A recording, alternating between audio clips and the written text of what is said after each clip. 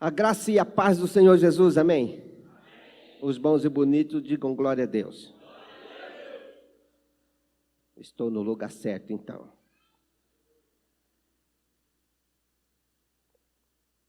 Irmãos, eu tenho uma palavra de Deus para a sua vida nesta noite. E essa palavra tem um sentido muito claro. E esse sentido muito claro está numa frase que diz: doenças que matam. Doenças que matam. É ruim falar de morte, mas é exatamente isso que acontece todos os dias. E desde que Deus criou o homem, a terceira pessoa matou o outro, que foi Caim. Então isso é desde muito tempo, as coisas acontecem assim. E para isso eu quero já começar lendo para você um texto da palavra de Deus que está no livro de Atos,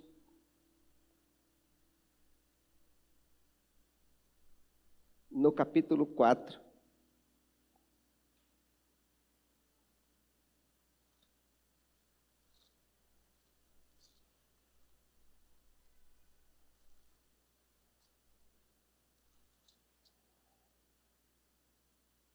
Atos 4,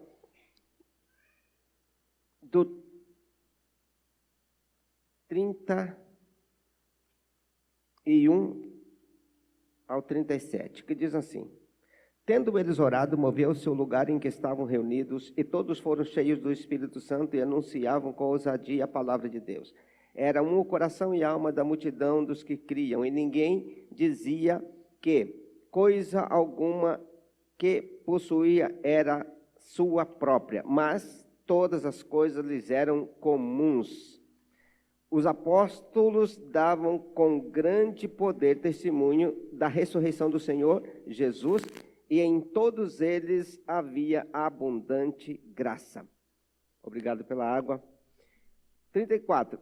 Não havia entre eles necessitados algum, pois todos os que possuíam herdades ou casas, vendendo-as, traziam o preço dos que fora vendido e o depositavam aos pés dos apóstolos, e repartia-se cada um segundo a sua necessidade. Então José, chamado pelos apóstolos de Barnabé, que significava filho da consolação, levita natural de Chipre, possuindo uma herdade, vendeu-a e trouxe o preço e o depositou aos pés dos apóstolos. Bom, com essa leitura, aqui é uma leitura de um processo de vida ligado à finança, ligado a dinheiro, ligado a bens, ligado à riqueza de um homem rico e que servia a Deus, chamado Barnabé. Com isso, dá para ser rico e servir a Deus fielmente, como Barnabé serviu. Mas dá para ser rico e não saber nada de Deus, não querer nada com Deus, como o caso do rico que Jesus disse: olha, te falta uma coisa, venda tudo que tens e terás um tesouro no céu. Ah, não vai dar. E eu quero, já com essa introdução, abordar 3 doenças que matam, e pretendo ser o mais rápido possível devido ao tempo. O tempo é pequeno e nós vamos tentar trazer sucintamente o assunto sem trazer nada assim muito consistente, apenas no mais paliativo, para poder os irmãos entender essas 3 coisas com facilidade. As 3 mortes que eu quero falar são a morte do corpo, da alma e do espírito. Os 3 morrem, mas os 3 podem estar vivos ao mesmo tempo. E é claro que a maioria das pessoas tem, não sei se a maioria, mas o crente convertido, que é crente, o espírito está vivo. O espírito dele, o espírito do homem, o espírito do ser humano está vivo. E também a alma e também o corpo. E esses 3 têm uma dimensão muito especial na nossa vida, porque nós somos as 3 dimensões, sem sombra de dúvida. E aí eu quero já começar lendo no 2 Coríntios, no capítulo 4, no versículo 16. Por isso, não desfalecemos, mas ainda que o nosso homem exterior se corrompa, o interior, contudo, se renova de dia em dia. Paulo estava falando do envelhecimento, da morte do corpo. Cada dia que passa, você vai morrendo. Quando chegar, não passa dos 100. Raríssimas pessoas passam dos 100. Ou seja, 80 é a média de hoje. 75, muitas pessoas morrem antes que isso. Então, ele está entrando no momento de corrupção, ou se corrompendo, morrendo aos poucos. E daqui a pouco o corpo morre. Então, essa é uma das dimensões em que o corpo morre, e de todos vão morrer, com exceção do dia do arrebatamento, que aqueles que estiverem vivos e servirem a Deus fielmente será transformado para o arrebatamento e recebendo um corpo glorificado no momento ou no processo da transformação. E quem morreu vai receber um corpo glorificado para a ressurreição. Mas o certo é que o corpo morre. Então, não tem sombra de dúvida, eu e você estamos predestinados à morte do corpo, ou por acidente, por enfermidade, sei lá, por qualquer coisa, mas que vai morrer, ou por velhice, que é muito raro. Raríssimas pessoas, digamos assim, 1 de cada 200 mil, sei lá, cada 5 mil, 1 a cada 5, 10 mil pessoas morre de velhice. Eu li a história do médico que fez mais de 1000 autópsias. E ele disse que nunca fez uma autópsia de alguém que morreu por velhice. Todos morreram de algum tipo de complicação. Ainda que tivesse 70, 80 anos, mas foi decorrência de complicação. E não de morte natural por causa da velhice. 1 Coríntios, capítulo 9, versículo 27, está escrito assim: antes subjugo o meu corpo e o reduzo à servidão, para que, pregando aos outros, eu mesmo não venha, de alguma maneira, a ficar reprovado. A servidão do corpo. Paulo está falando sobre colocar o corpo para servir, para trabalhar, para sofrer, na servidão, serviço. Então, o corpo trabalha, e na visão de Paulo, era utilizar do corpo para poder beneficiar a alma e o espírito. Mas hoje, poucas pessoas beneficiam a alma. O que a gente percebe é as pessoas sofrendo e trazendo sofrimento e arrumando sofrimento para a própria alma. Muitas vezes, não cuida nem do corpo, nem da alma.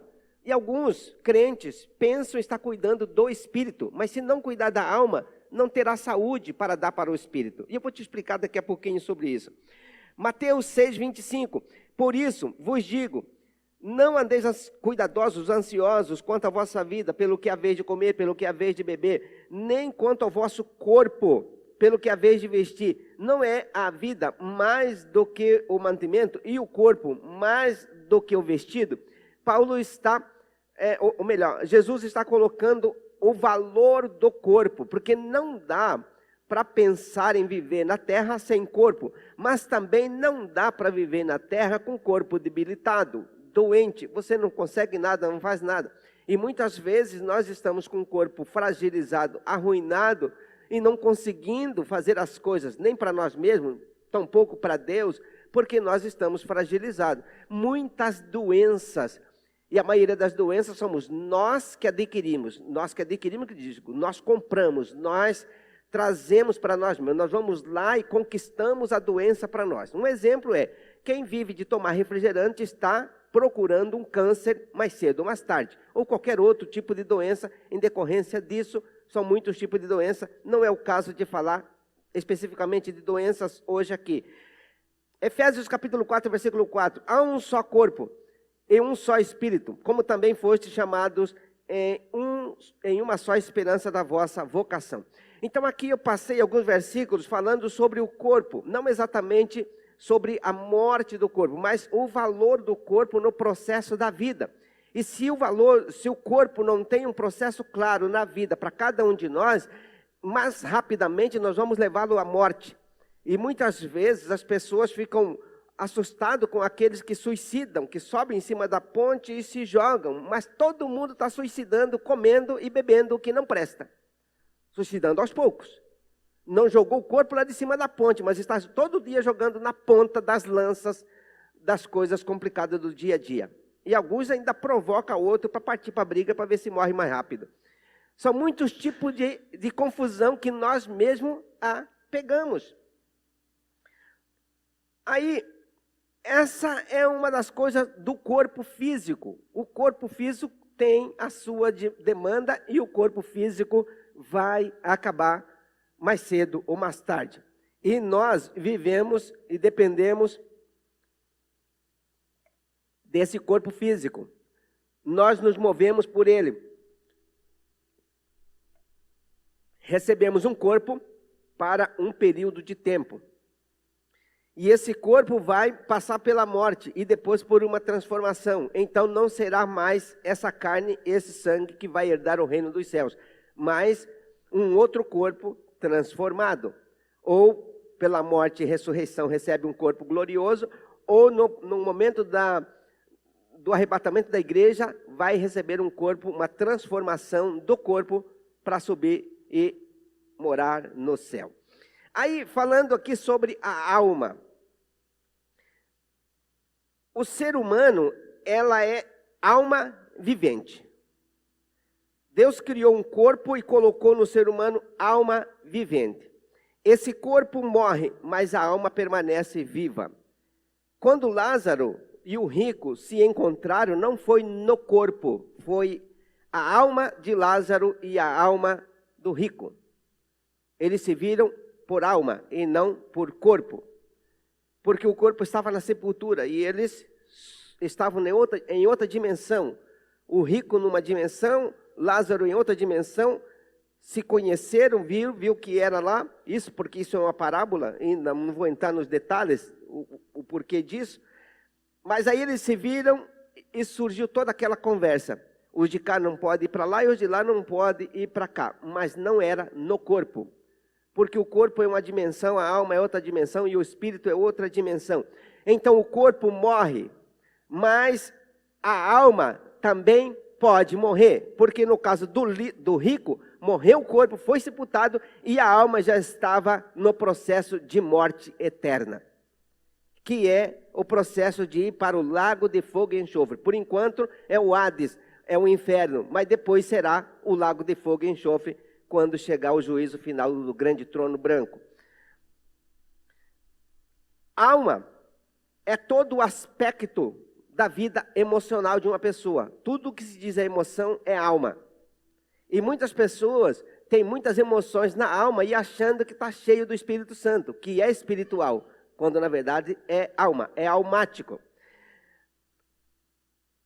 E tudo que diz alma está ligado a relacionamento. Mateus 16, 26. Pois que aproveita o homem ganhar o mundo inteiro se perder a sua alma? Ou que dará o homem resgate pela sua alma? As conquistas podem não servir para nada se vier a perca da alma. Se perder a alma, toda conquista não significa nada. Por isso que as pessoas ficam ricas e quando morrem, larga toda a herança. Larga não, né? Não tem como largar. Simplesmente vai embora e não tem como voltar para pegar nada, nem fazer nenhuma exigência. E nem tampouco dizer, coloca todo o meu ouro no caixão. Não dá para fazer isso. Não dá para levar riqueza. A riqueza acaba. Então, e muitas pessoas ganham o mundo inteiro, mas perde a alma. Salmo 42, versículo 11. Por que estás abatida, ó minha alma, e por que perturbas dentro de mim? Espera em Deus, pois ainda o louvarei. Ele é a salvação da minha face e o meu Deus.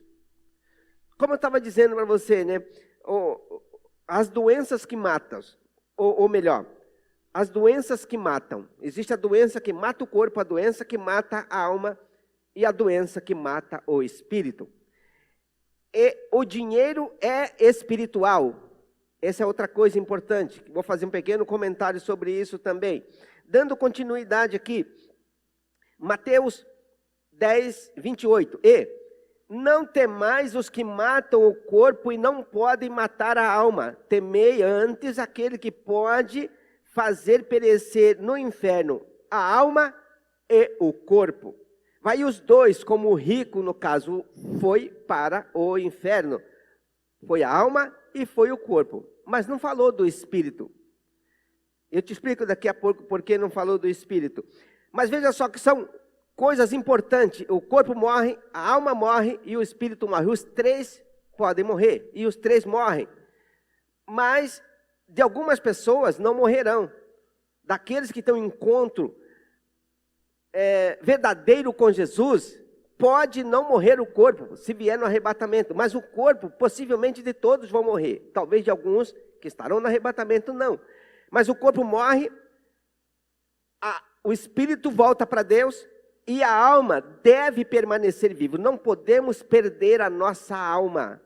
Não podemos perder a nossa alma. Não podemos deixar morrer a alma, porque morre. No caso do rico, a alma vai para a morte eterna. Quando fala de morte, não está falando da morte aqui e agora, porque agora é só o primeiro processo. Mas existe a morte eterna quando chegar diante do trono branco, vai receber a sentença. Apartai-vos de mim, maldito, para o fogo eterno, porque tive fome e não me deste de comer, tive sede e não me deste de beber, estive enfermo e na prisão e não foste me ver, estrangeiro e não me recolheste. Mas quando é que nós tivemos com sede e com fome e não te demos de comida? E quando te vimos estrangeiro e não te recolhemos? Eu não reconheço esse momento. Quando vocês deixaram de fazer a um desses pequeninos irmãos, vocês deixaram de fazer a mim. E irão todos eles para o fogo eterno. Então essa alma vai morrer definitivamente. E qual é a doença que mata a alma? Vamos seguindo aqui. Morte espiritual. Eu comecei falando um pouquinho da morte física, da morte da alma e da morte espiritual agora. O que é que acontece com a morte espiritual? Gênesis 2,17 diz assim: mas da árvore da ciência do bem e do mal não comerás, porque no dia em que dela comeres, certamente morrerás. Ali foi uma morte espiritual. Adão continuou vivo, Adão continuou conversando, continuou se relacionando, fazendo tudo o que tinha que fazer, porém, Deus não se fez mais presente na vida dele. Ele não tinha mais acesso a Deus, ele fugiu de Deus. Deus chegou e ele fugiu, com vergonha e com medo de Deus. Há muitas pessoas que têm vergonha e têm medo de Deus, têm vergonha até de orar. Tem vergonha de cultuar quando as coisas não estão bem, evita ir na igreja, evita relacionar, evita sequer ler a Bíblia, com medo de Deus dar uma dura nele. Você nunca viu isso? Talvez você nunca viu. Mas essa é a morte espiritual, que as pessoas têm medo, têm vergonha de Deus, receio de Deus, se esconde de Deus, como Adão fez. Fugiu de Deus. Deus apareceu, falou, e depois de tanto insistir, ele falou, e eu escutei, mas eu fiquei com medo, e eu vi que eu estava nu e me escondi. Quem falou para você que você estava nu? Quem é que contou para você isso? Foi... Aí teve que abrir toda a história de ter desobedecido. 1 Coríntios 15, 44. Semeia-se corpo animal, ressuscitará corpo espiritual. Se há corpo animal, há também corpo espiritual. Quando se fala de corpo espiritual, não está falando dessa matéria que vai para barro, para a terra. Do pó saiu e ao pó voltará. Está falando do corpo glorificado, que é o homem espiritual. 1 Coríntios capítulo 15, versículo 46. Mas não é primeiro o espiritual, senão o animal, depois o espiritual. Está falando de Adão. Primeiro Adão, depois Jesus. Essa dimensão do que é carnal e do que é espiritual, do que é corpo animal, que é o físico, é um corpo animal. Nós somos seres humanos. Mas isso é chamado de corpo animal, ou seja, corpo que tem as mesmas fragilidades de qualquer outro animal, que se cortar a garganta, morre mesmo. É essa a dimensão de ser corpo animal, não é um corpo espiritual. Dando continuidade aqui, transformação é o que todos nós precisamos. transformação. Essa dimensão, essas 3 dimensões que eu acabei apresentando para você agora eu apresento uma ideia da transformação. É o que todos nós precisamos entrar no processo de transformação. Quem já entrou, parabéns, glória a Deus. E quem não entrou, porfiai por entrar pela porta estreita, disse Jesus, porque larga e espaçosa é o caminho que conduz à perdição, são muitos que entram por elas, mas porque estreito, apertado a porta, estreito o caminho, apertado o caminho, estreita a porta, são poucos os que encontram. A porta é pequena, o caminho é apertado, poucos são os que encontram, e quando encontra, não consegue caminhar, volta para a porta larga novamente.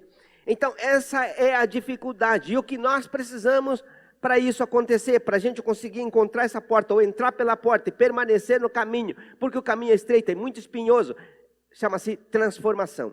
Quando se pensa em transformação, muitas pessoas imaginam que é algo imediato, e não é algo eminente, é algo que quase sempre ele é paulatinamente a transformação. Quando você vê uma criança, 15 anos depois você olha aquela criança e agora ela já está estava com 5, 6 anos, 3 anos, agora você olha, já é um homem, sofreu uma transformação, mas levou um tempo. Está tudo certo, porque a transformação não significa que tem que ser de dia para a noite, mas são transformação, e assim acontece nas nossas vidas. Há 20 anos atrás, eu tinha alguns fios de cabelo branco, agora estão todos brancos. Essa é uma transformação que leva tempo, mas existe aquelas transformações que são imediatas, de alguém que entrega a vida para Jesus e no mesmo momento já não quer mais beber, fumar, jogar, não quer mais nada, só quer servir a Deus. É uma transformação de imediato. Ou aquelas pessoas que encontram o amor da vida dele, e tem farra, tem um monte de coisa, de repente encontra o amor da vida dele e não quer mais saber de nada, só quer viver para o amor da vida dele. É uma transformação. A transformação, ela pode ser de imediato, repentino, iminente, como ela pode ser paulatinamente, e pode ser de 2 anos, de 10 anos, de 20 anos, pode levar muito tempo para um processo de transformação, mas a verdade é que todos nós precisamos passar pelo processo da transformação. Caso contrário, nós não veremos a glória de Deus. Precisamos enxergar a glória de Deus, isso é transformação, e a transformação nesse sentido significa santificação, que é algo diário na nossa vida. Todos os dias precisamos tomar um banho para permanecer limpo, todos os dias precisamos nos lavar na palavra de Deus para permanecermos limpos com Deus. Isso é transformação, limpando-nos a cada dia, como Paulo escreve em muitos lugares. Agora, precisamos então, para que isso aconteça, orar muito a Deus, orar para Deus mostrar todos os dias uma saída para melhorarmos a nossa vida. Todos os dias Deus mostrar o próximo degrau da escada para crescermos na graça, no conhecimento de Deus. Se nós não enxergarmos o próximo degrau, nós vamos ficar parados. E assim há muitas pessoas que estão parados, não fazem nada e acham que está tudo certo. Não ajuda, não visita, não ora, não consagra, não participa dos trabalhos, das atividades, basicamente um morto ambulante, anda, mas não tem vida espiritual. Então nós precisamos buscar de Deus uma saída para encontrar o próximo degrau, para continuar subindo e crescendo na graça e no conhecimento de Deus. Agora deixa eu deixar um versículo com você aqui no livro de Êxodo, no capítulo 14, no versículo 21, que diz assim: Então Moisés estendeu a mão sobre o mar, e com um forte vento leste, o Senhor abriu o caminho do meio das águas, ou no meio das águas. O vento soprou a noite toda, transformando o fundo do mar em terra seca. Quando se pensa em transformação, algumas pessoas pensam assim, é de imediato, é no mesmo minuto. Não. Para fazer o fundo do mar, o fundo do braço do mar, que na verdade era um braço do mar, não era um mar inteiro. Para quem estuda um pouquinho de geografia, sabe que a ponta do Mar Vermelho, onde foi aberto, dá uma distância de mais ou menos 10 quilômetros da outra parte do braço da ponta do mar, do braço do mar.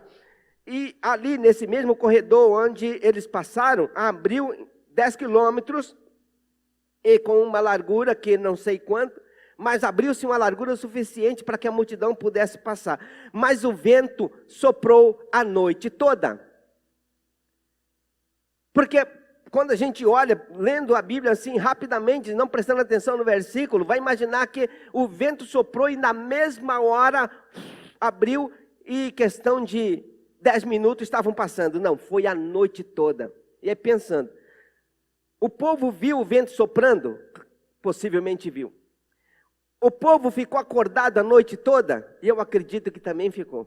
Não sei como você reagiria num movimento tão espetacular como esse, mas eles esperaram amanhecer o dia. Quando amanheceu o dia, estava o chão do mar sem água e eles atravessaram do outro lado. Andaram 10 quilômetros. E eu imagino que eles saíram para andar 10 quilômetros, com criança, com tudo, eles gastaram por volta de mais ou menos 5 horas para atravessar do outro lado. Ou seja, se foi de manhã cedo, já chegaram lá na hora do almoço. Se é que eles iam almoçar, porque quem ia parar para pensar no almoço numa situação como essa? Só depois que chegasse do outro lado.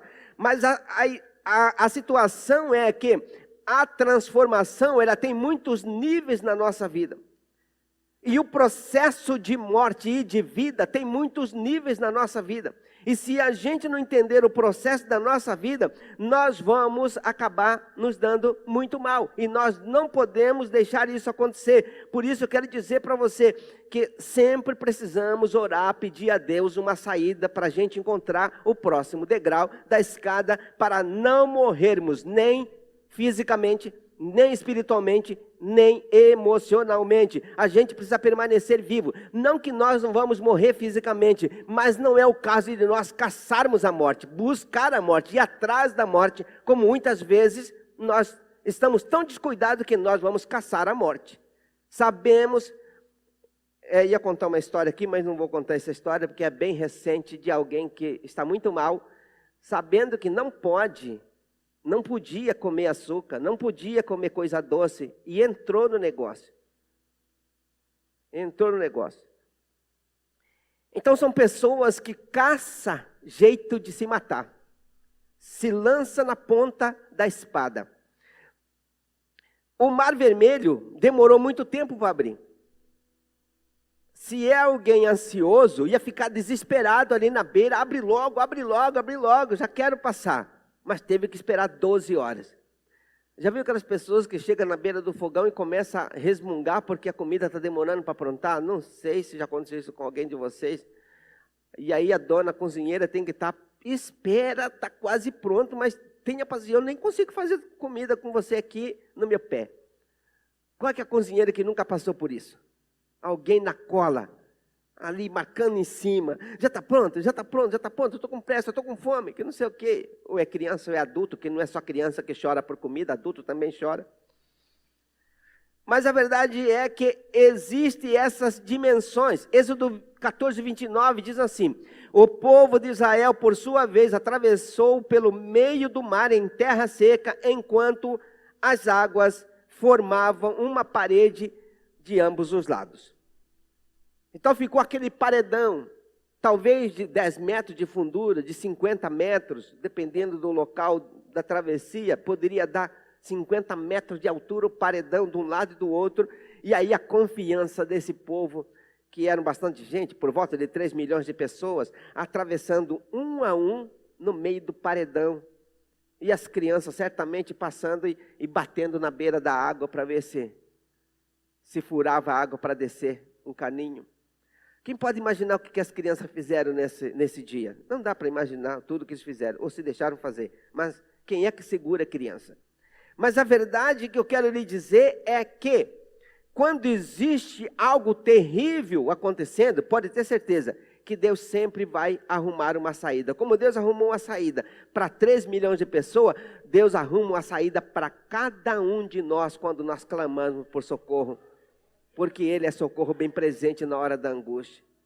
Então, se tem alguma coisa terrível ou ruim acontecendo na sua vida, pode esperar, porque socorro vem da parte do Senhor. Busque ao Senhor. E nós precisamos estar prontos para servir ao Senhor, prontos para ouvir. É importante a gente estar inclinado a Deus para ouvir, porque Moisés estava. Tanto é que Moisés se inclinou a ouvir ao Senhor, que ele foi orar ao Senhor, e Deus falou com ele: olha, pode parar de orar, o que você precisa agora é tomar uma atitude. Vai, toca no mar, ele vai abrir, e assim por diante. Então Moisés estava atento para ouvir Deus. Não estava apenas indo lá orar para cumprir obrigação. Não tem quando a gente acostuma a orar e todo dia você dobra o joelho e ora, mas não tem um motivo muito claro. Deus, eu quero isso. Eu quero isso. Moisés sabia o que queria e quando pediu, Deus lhe revelou. Assim como Josafá, quando encarou a terrível invasão de Senaqueribe na terra de Israel, ele sabia o que ele queria. Ele queria livramento de Deus. Então ele pegou a carta de Senaqueribe e colocou ali perante o Senhor, estendeu no chão e falou: Senhor, aqui a ameaça que eles estão fazendo, o que eu vou resolver com isso? Como é que eu vou fazer? Como é que vai ser a nossa vida? Então Deus disse para ele assim, levantou um profeta, todo o processo, diz: olha, fica tranquilo, você não precisa fazer nada, deixa comigo e eu vou fazer tudo por você. Essa batalha não é sua, essa batalha é minha, porque ele afrontou a mim, diz o Senhor para Josafá. Pode ter certeza que quando as coisas estiverem acontecendo na sua vida, Deus vai levantar na sua defesa e vai dizer a mesma coisa para você, o que disse para o rei Ezequias. Isso depende de como nós nos relacionamos com Deus. Tiago 4, versículo 1. De onde vêm as guerras e as pelejas? Porventura não vem de vós mesmos, a saber das guerras que vocês guerreiam e lutam, e que vocês pedem, mas não recebem, porque pedem mal para gastar nos próprios prazeres. Então essa é uma dimensão complicada, porque muitas vezes nós estamos guerreando a nossa guerra, quando nós deveríamos guerrear a guerra do Senhor, a guerra do reino de Deus. Quando nós estamos pedindo, deveríamos pedir pelo reino de Deus e não por nós mesmos. Tiago está dizendo, vocês têm muitos problemas porque vocês estão pensando em vocês mesmos. Se vocês pararem de pensar em vocês, vão ter menos problemas. Os problemas que vocês têm é que vocês pensam na ganância de vocês mesmos. Vocês pensam nos prazeres de vocês mesmos. Vocês não estão pensando no reino, vocês estão pensando nos seus prazeres. É por isso que vocês sofrem. Tiago 4, versículo 1, 2, 3 a seguir. Mas eu estou citando apenas o primeiro. E partindo para o fechamento disso aqui, Apocalipse 12, 11. Eles o venceram pelo sangue do Cordeiro e pela palavra do seu testemunho, e não amaram a sua vida até a morte. Pelo que alegrai-vos aos céus, e vós os que nelas habitais. Ai dos que habitam na terra, porque o diabo desceu até vós e tem grande ira, sabendo que lhe resta pouco tempo. Aqui o texto é muito amplo, mas Deus está dizendo sobre o retorno dos salvos, quando as pessoas estão indo para o céu, depois do sofrimento de enfrentar a besta e o falso profeta, os salvos estão subindo e o céu está festejando, mas também ao mesmo tempo, a palavra está dizendo, os anjos dizendo, mas ai dos que habitam na terra, porque o diabo desceu e tem grande ira dos que estão sobre a terra. Então o diabo não brinca de ser diabo. Nós é que muitas vezes brincamos de ser crente, mas o diabo não brinca de ser diabo. Agora, veja só, terminando com 3 coisas. Qual é a sua guerra? A sua guerra é doença física? A sua guerra são os problemas aqui desta vida, são a comida, a bebida, está preocupado com as coisas materiais, as coisas físicas, essa é a sua guerra? A segunda coisa, na dimensão da alma, está alguém com problemas emocionais, está abatido a sua alma, traumas emocionais, problemas de relacionamento emocional? Essa é uma dimensão em que também o diabo usa poderosamente a vida das pessoas e destrói as pessoas, e as pessoas vivem amargurado, melancólico, vivem numa tristeza profunda, numa depressão, porque a alma está sofrendo, a alma está ferida. E a questão do espírito? A questão do espírito é morte, separação de Deus. Quando é que uma pessoa está separada de Deus? Quando ela perde o prazer por Deus, perde a ligação com Deus, não tem mais Deus na sua vida. E muitas vezes existem pessoas assim que ainda frequentam a igreja. Pode acontecer? Pode. Mas normalmente as pessoas abandonam Deus e vai viver os seus próprios prazeres. E aí eu quero fechar com 4 exemplos. 2 exemplos de alma, 1 exemplo de corpo e 1 exemplo de espírito. E eu termino com isso aqui. Presta atenção. Caim adoeceu, as 3 coisas que adoecem para morrer, o corpo, alma e espírito. Caim adoeceu a alma. A alma de Caim morreu. Tanto que morreu que Deus disse assim, por que você está abatido? Por que você está triste? Por que você está acabrunhado, Caim. Por que você está assim? Então Caim estava com uma alma morta. Sabe por que Caim estava morto? Porque entrou no coração de Caim um negócio chamado inveja e ciúme. Se você deixar inveja e ciúme entrar na sua vida, é morte. É morte. Caim morreu naquele dia. E a sua morte emocional levou ele a matar fisicamente o seu irmão, Abel. Ainda na morte emocional, Aminon adoeceu de paixão. Ele se apaixonou por Tamar, sua irmã. Então Aminon, ele apaixonou-se. Então a sua alma foi contaminada por paixão. E aquela morte emocional que ele teve de paixão fez ele cometer um ato terrível até o ponto do seu irmão matá-lo. Absalão foi lá e matou o seu irmão. São tragédias, resultado de morte emocional e morte física. E para terminar, ainda tem a morte baseado na morte física.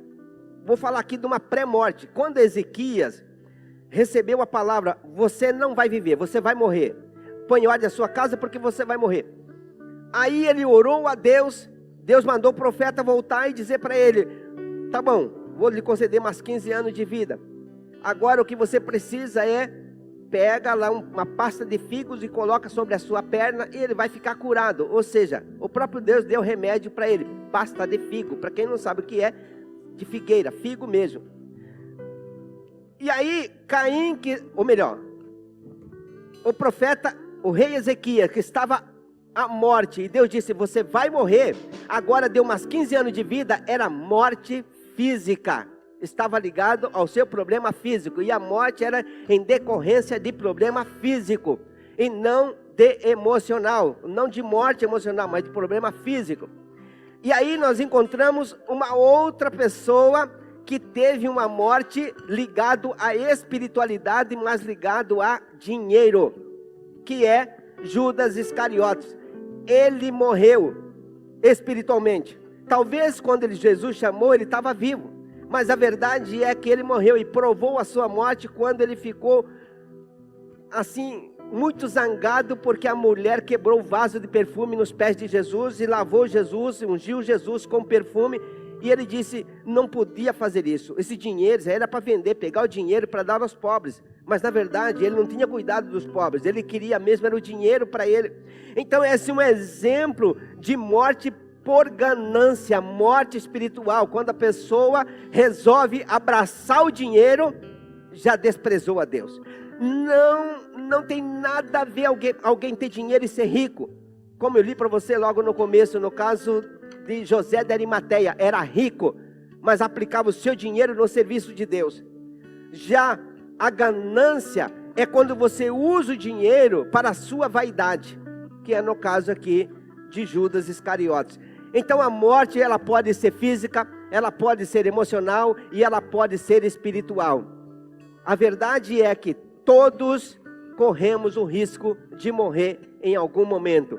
Morrer fisicamente num acidente, morrer espiritualmente separando de Deus e morrer emocionalmente deixando a vaidade entrar no coração. Vaidade vem desde inveja, ciúme, maledicência, sei lá, fofoca, ofensa, né? Se ferir com qualquer coisa, são mortes. E há muitas pessoas que morreram. Vou dar um exemplo para você de pessoas que morrem.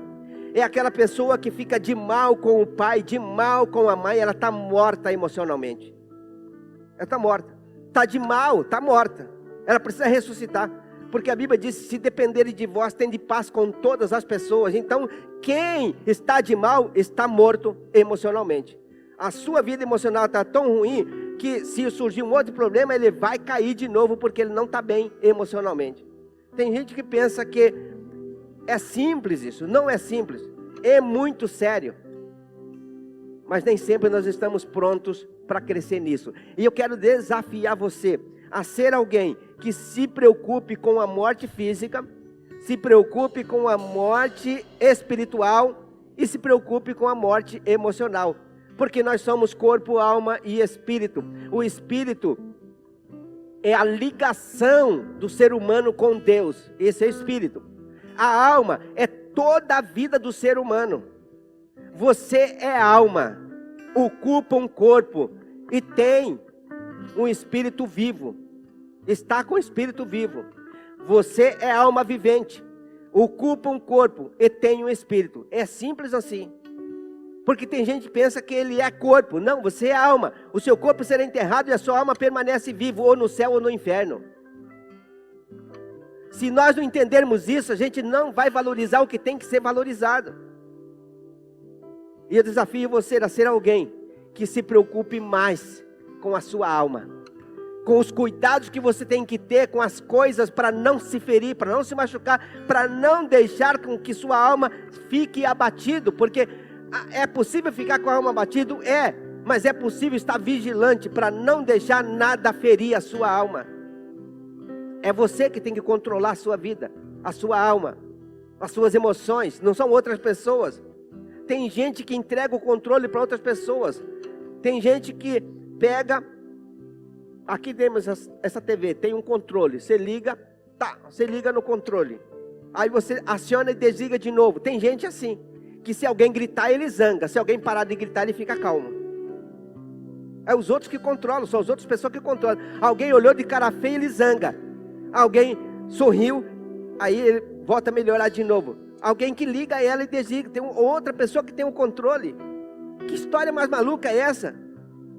Das pessoas controlarem você, você que tem que ter domínio próprio. A Bíblia fala sobre domínio próprio, no livro de Gálatas, que a pessoa tem que ter domínio próprio. Domínio próprio, então não depende da sua ação ou reação para eu estar bem, eu vou continuar bem. Se eu zango por qualquer coisa, então o controle eu dei para você. O controle da minha vida. Quem tem que ter controle da minha vida sou eu. Se você entende assim, então vai estar tudo certo com você. Aí você não vai deixar sua alma morrer por qualquer coisa. Quem está me entendendo aí? Vamos ficar de pé?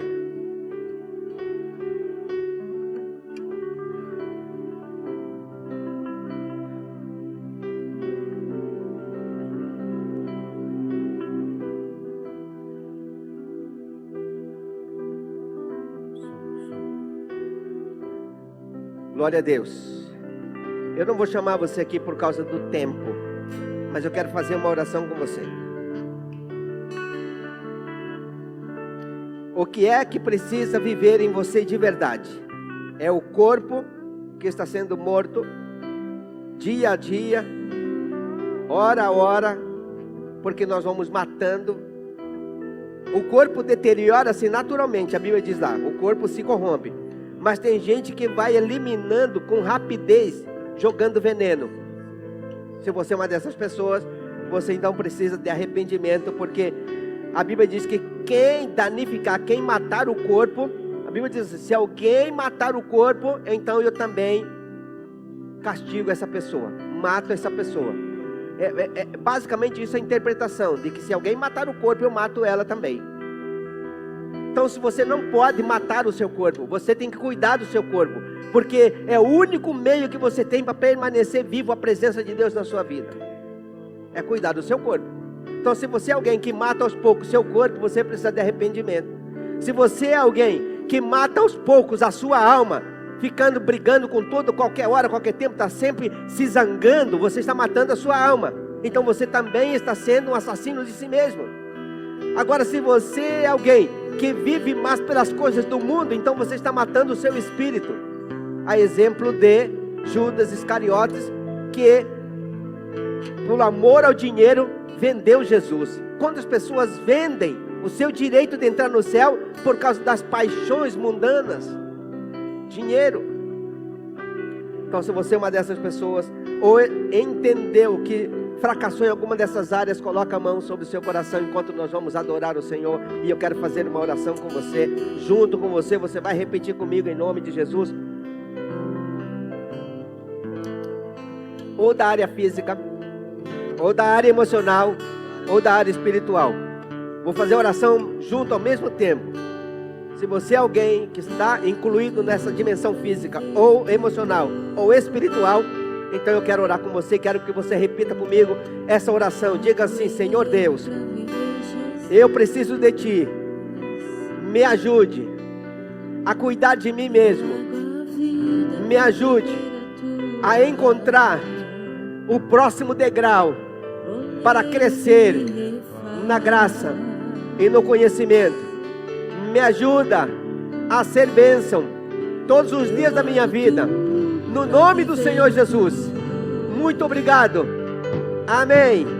Agora cante e glorifique o Senhor.